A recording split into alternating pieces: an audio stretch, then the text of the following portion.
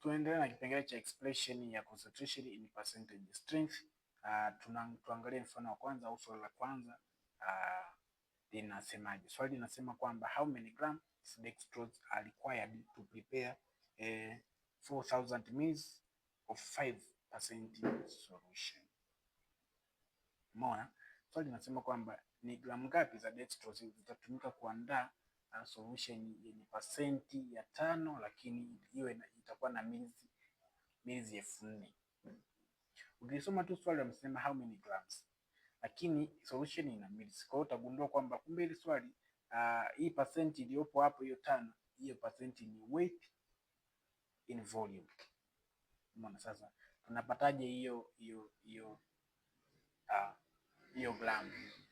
Tulisema ili tuweze tulionyesha kwenye video ya kwanza, nilionyesha formula ya kutafuta active ingredient.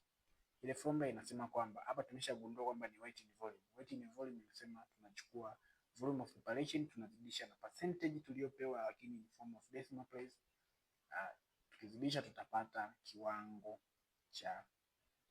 cha component in gram. Kwa hiyo tunaenda moja kwa moja tunasema kwamba volume of solution ilikuwa ni milizi 4000, lakini vile vile tuna percentage strength ya solution ambayo ni 5%, ambayo tukigeuza kwenye decimal place tunapata 0.05. Then ili tuweze kufanya swali tunachukua sasa formula nimeshaandika kule juu hapa, sikuwa na haja kuandika formula manake na assume kama tayari ulishaifahamu.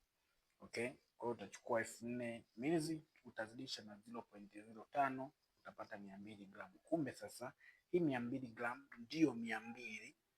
ndio kiwango cha gram cha dextrose kilichotumika kuandaa preparation yenye solution ya 5% ikiwa na milizi 4000. Simple kama hivyo. Ndipo amesema therefore 20 gram of dextrose are required to prepare 4000 ml of 5% solution. Tuangalie mfano wa pili pia. Mfano wa pili unasema how many milliliters of liquefied phenol should be used to compound the following prescription. Ni kiwango gani, ni milizi ngapi za liquefied phenol zitatumika kutengeneza maelezo yaliyopo kwenye prescription. Ikasema kwamba liquefied phenol 0.5%, lakini caramel lotion uta add up to 240. Kwa utagundua kwamba okay, kumbe hii nayo ilikuwa amesema ni milizi. Kama utafute milizi maana hii ilikuwa ni volume, ni percent volume. Hiyo 2.5 ni volume in volume. Kama volume in volume, tafsiri yake ni kwamba data tuliyokuwa nayo hapa okay, sikuandika data lakini sio shida, nitakutajia data tuliyokuwa nayo hapa. Tuna percentage ya liquefied phenol ambayo ni 2.5, lakini tuna volume ya preparation yote ambayo ni 240 ndio ilikuwa inatakiwa. Umeona? Hii ndio preparation yote. Kwa hiyo tuweze kupata ni kiwango gani cha liquefied phenol kitatumika kwenye preparation. Tunasema kama tutachukua volume of preparation, kumbuka ni volume in volume. Volume of preparation tutazidisha na percentage tuliyopewa, lakini ikiwa in decimal place tutapata milizi ya liquefied phenol iliyokuwa inahitajika kuandaa hiyo preparation, ambayo kama hapo nilivyoweka na hiyo formula.